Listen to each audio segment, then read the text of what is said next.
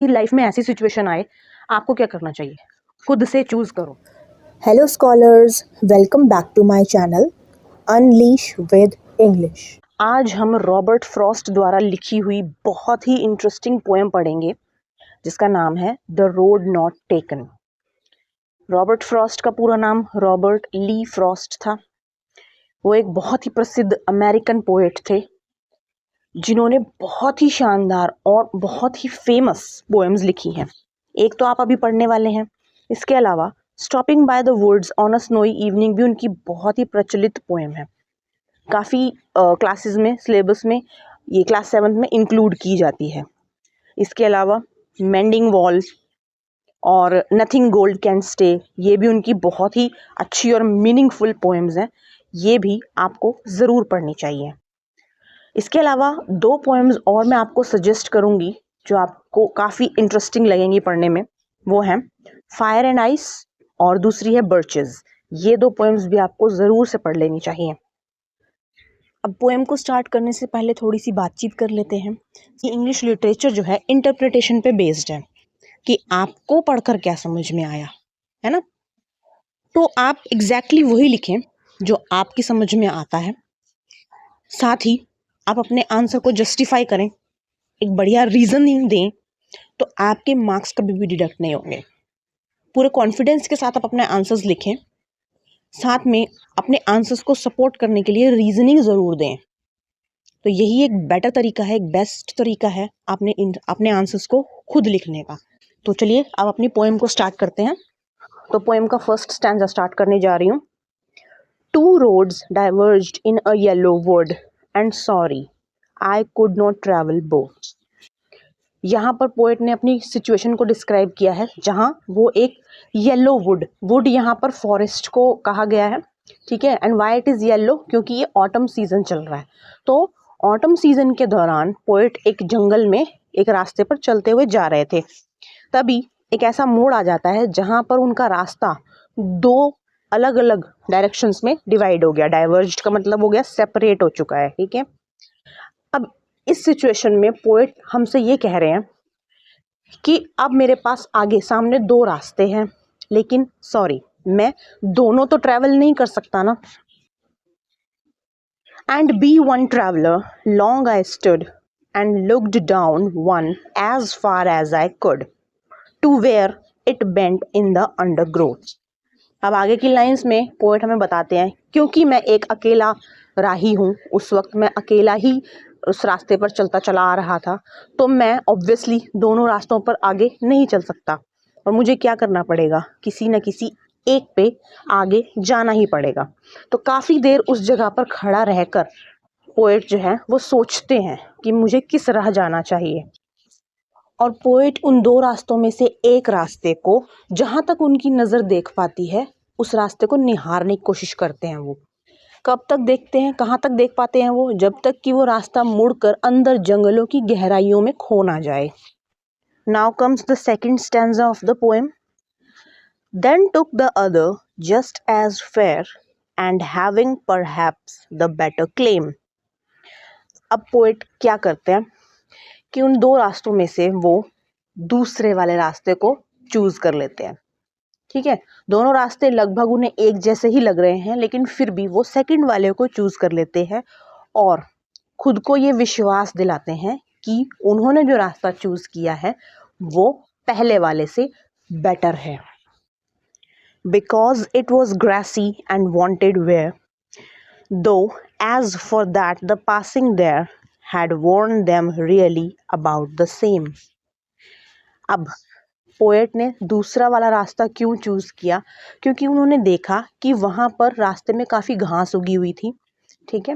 Wanted where का मतलब कि काफ़ी घास वगैरह, पत्तियाँ वत्तियाँ गिरी हुई थी, घास उगी हुई थी, मतलब यहाँ से लोग काफ़ी कम गुजर कर गए। वांटेड वेयर का मतलब होता है जैसे हम कभी घर में जब हम लोग रिपेयरिंग कराते हैं ना, उसी तरह से उस रोड की भी हालत थी, वो रोड भी रिपेयरिंग चाहती थी। तो इससे पोएट को ये आभास होता है कि जो रास्ता मैंने चूज किया है उस पे लोग, उस रास्ते से कोई गुजरा ही नहीं है। हालांकि पोएट को तुरंत इस चीज़ का रियलाइजेशन भी हो जाता है कि ऐसा कुछ नहीं है, कि जो रास्ता उन्होंने चूज़ किया है उस रास्ते पर पहले कोई चला ही नहीं होगा। जब वो और गौर से बहुत ध्यान से जब वो दोनों रास्तों को निहारते हैं तो उन्हें इस चीज़ का रियलाइजेशन हो जाता है कि नहीं, यहाँ से भी लोग, दोनों ही रास्तों से लोग गुजरे हैं। हो सकता है पहले वाले रास्ते से ज़्यादा लोग गुजरे हों और जो पोएट ने चूज़ किया वहाँ से गुजरे हैं, लेकिन कम गुजरे होंगे लोग, ठीक है। तो यहाँ पर पोएट ने इंसान की जो कन्फ्यूजन है ना उसको डिस्क्राइब किया है कि कैसे हम अपने चॉइस को ही बेटर क्लेम करने की कोशिश करते हैं। किस लिए? खुद को कन्विंस करने के लिए। हम खुद को ये एहसास दिलाने की कोशिश करते हैं कि नहीं जी, जो मैंने चूज़ किया है ना वही बेटर होगा। लेकिन हालांकि ऐसा होता नहीं है। जब भी आपके सामने दो चॉइसेस होती हैं वो ऑलमोस्ट सिमिलर ही होती हैं, लेकिन जो हम चूज़ कर लेते हैं वो हमें साइकोलॉजिकली ही बेटर लगने लगती हैं। और ऐसा क्यों होता है? ताकि हमारे अंदर एक कॉन्फिडेंस बिल्डअप हो। खुद को बेवकूफ़ बनाने वाली बात है। 3 इडियट्स में देखा था ना, all is well, all is well. तो क्या, खुद को हिम्मत देने वाली बात है, ठीक है। तो इस सेकंड स्टैंजा में भी यही कॉन्सेप्ट डिस्कस किया गया है कि पोएट ने चाहे दूसरा रास्ता चुना हो चाहे पहला रास्ता चुना हो, दोनों लगभग सेम ही थे, लेकिन चूंकि पोएट सेकंड वाला चूज कर चुके हैं तो उन्हें वो बेटर लगने लगता है। हालांकि वहीं के वहीं उनको ये रियलाइज भी हो जाता है कि ऐसा कुछ नहीं है, चॉइसेस जो हैं ऑलमोस्ट सिमिलर ही हैं, लेकिन उनको सेकंड वाला बेटर क्यों लग रहा है? क्योंकि उन्होंने अब उसको चूज कर लिया है, इसलिए। तो अब हम पोएम के थर्ड स्टैंजा पर आ चुके हैं। And both that morning equally lay in leaves, no step had trodden black. अब जब पोएट को इस चीज़ का रियलाइजेशन हो चुका है कि दोनों रास्ते ऑलमोस्ट सिमिलर ही हैं, तो अब वो बता रहे हैं कि उन्होंने क्या रियलाइज किया। कह रहे हैं कि उस सुबह, जिस सुबह पोएट उस जंगल से गुजर रहे हैं, उस सुबह के रोशनी में दोनों ही रास्ते इक्वल ही दिख रहे हैं। दोनों पे ही पत्तियां हैं जिनके ऊपर कोई भी ट्रॉडन ब्लैक का मतलब क्या है? जब पत्तियां पैरों के नीचे कुचल दी जाती हैं ना तो वो धीरे धीरे सूख कर काली पड़ जाती हैं। तो कह रहे हैं कि दोनों पर ही ऐसी पत्तियां मुझे नजर नहीं आ रही थी जो किसी के कदमों तले दबकर काली पड़ गई हों। Oh, I kept the first for another day, yet knowing how way leads on to way, I doubted if I should ever come back. अब पोएट आपने रिग्रेट की फीलिंग भी यहाँ पर बताने की कोशिश कर रहे हैं। कह रहे कि चलो, मैंने सेकंड रास्ता जब चूज कर लिया और पहले वाले को क्या करूं अब मैं? तो कहते हैं कि चलो पहले वाले को मैं किसी और मौके के लिए छोड़ देता हूँ, कभी और जब मैं वापस आऊंगा तो कभी जिंदगी में मौका मिला तो इस पहले रास्ते पर भी चलकर देखूंगा। हालांकि पोएट को इस चीज का पूरा आभास है, yet knowing how way Leeds on two way. वो कहते हैं कि मुझे ये चीज मालूम है कि कैसे रास्ते से रास्ता निकलता चला जाएगा और जिस रास्ते पे मैं चल पड़ूंगा, यानी कि जो सेकंड वाला रोड मैं चूज कर लूंगा, उससे आगे मुझे और कहाँ कहाँ ट्रैवल करना पड़ेगा, ये चीज मैं जानता हूँ। इन लाइन्स से पोएट ये बताने की कोशिश कर रहे हैं कि जब आप एक लाइफ में चॉइस चूज कर लेते हो तो there is no coming back. Poet ये बताने की कोशिश कर रहे हैं, क्यों? क्योंकि जब मान लो आपने डॉक्टर और इंजीनियर में से डॉक्टर चूज कर लिया, मैं डॉक्टर बनूंगा, तो आप उसी के बारे में पढ़ाई करते रहोगे, आगे प्रैक्टिस भी करोगे, है ना। फिर आप अपना क्लिनिक ओपन करने की कोशिश करोगे या आप किसी हॉस्पिटल में अपना रिक्रूट करवाओगे अपने आप को। तो कह रहे हैं कि there is no coming back. ऐसा नहीं है कि आप 10 साल आपने डॉक्टरी की पढ़ाई की फिर आप वापस आके इंजीनियरिंग ट्राई कर पाओगे, बिकॉज लाइफ जो है, ज़िंदगी जो है वो बहुत छोटी होती है ना, लिमिटेड होती है। लिमिटेड ही साल मिलते हैं ज़िंदगी के जहाँ पे आप अपनी चॉइसेस पे वर्क कर सकते हो। और इसीलिए पोएट ने कहा है, आई doubted if I should ever come back. उनको इस चीज़ का डाउट है कि हाँ, मैं बोल तो रहा हूँ कि मैं वापस आके किसी और दिन इस पहले वाले रोड पे भी जाकर देखूंगा, लेकिन मुझे इस बात का डाउट है कि क्या कभी मैं वापस आ भी पाऊंगा, मौका मिलेगा मुझे दोबारा वापस आने का। तो अब स्टूडेंट्स, चलते चलते हम इस पोएम के लास्ट यानी कि फोर्थ स्टैंजा पर आ गए हैं। I shall be telling this with a sigh somewhere ages and ages hence। तो कहते हैं कि अब बहुत एक्सट्रीम फ्यूचर बता रहे हैं कि जब इस रास्ते पर वो चल चुके होंगे, आगे फाइनल डेस्टिनेशन, मतलब फाइनल जो इस रास्ते का जो डेस्टिनेशन है वहाँ तक पहुँच चुके होंगे, तो वहाँ जाकर वापस फिर ये सोचेंगे इसी पल के बारे में जब उन्होंने ये चॉइस की थी, और एक गहरी सांस लेते हुए वो इस दिन को याद करेंगे। कब? बहुत साल बीत जाने के बाद वो अपने इस पल को दोबारा से याद करेंगे, अपने जो यंगर जनरेशन्स हैं उनको बताएंगे। ठीक है, क्या बताएंगे? 2 roads diverged in a wood and I took the one less traveled by and that has made all the difference. See, यहाँ पर पोएट ने ना फ्यूचर की अनसर्टेनिटी को डिफाइन किया है।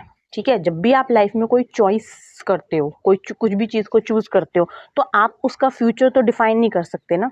ठीक है ना, आप मान लीजिए आपने कोई फील्ड चूज कर लिया, तो इसका फ्यूचर क्या होगा? आपने इंजीनियरिंग चूज की है तो आप इंजीनियर बन ही गए हो, ये चीज़ आप स्टार्टिंग में तो डिफाइन नहीं कर सकते, है ना।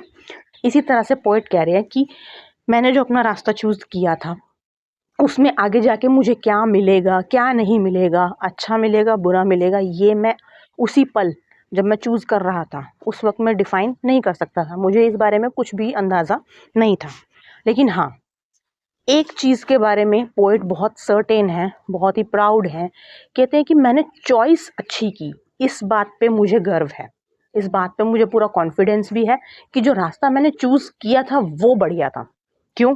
क्योंकि मैंने देखा था कि उस पर बहुत कम लोग गए हैं चलकर, फिर भी मैंने वो रास्ता चूज़ किया।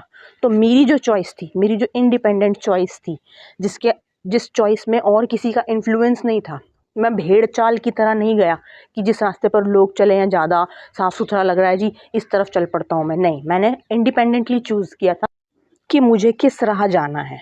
फाइन।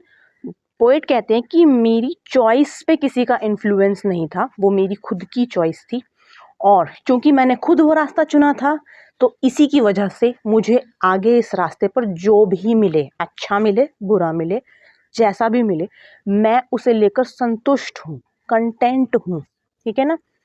कई बार ऐसा होता है कि लाइफ में जब आपके लिए कोई और डिसीजन ले लेता है और गॉड फॉरबिड वो डिसीजन गलत निकल जाता है, तो आप पूरी लाइफ उस पर्सन को ब्लेम करने में गुजार देते हो, है ना। तो रादर देन आपकी लाइफ में ऐसी सिचुएशन आए, आपको क्या करना चाहिए? खुद से चूज करो। अब वो चॉइस सही निकले, गलत निकले, आपके ऊपर होगी उसकी रिस्पॉन्सिबिलिटी। कम से कम आपके अंदर ये सेटिस्फेक्शन रहेगा कि मैंने अपनी लाइफ का डिसीजन खुद से लिया था, किसी के भी इन्फ्लुएंस में आए बगैर। अब वो अच्छा निकला, बुरा निकला, वो मेरी किस्मत है, बट आपको कम से कम ये सेटिस्फेक्शन मिलेगा कि लाइफ में जो चूज़ किया था वो आपका खुद का डिसीजन था।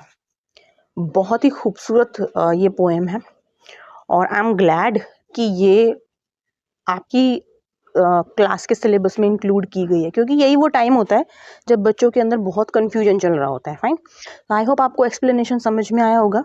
तो एक रिक्वेस्ट है, चैनल को सब्सक्राइब कर लें, वीडियो को लाइक कर दें, अपने फ्रेंड्स के साथ शेयर करें, और बेल आइकन दबाना आपने बिल्कुल नहीं भूलना है, जिससे आपको आगे की जो वीडियोज़ आएंगी उनकी नोटिफिकेशंस टाइमली मिलती रहें। Right, so thank you and have a nice day and be confident about your choices in life.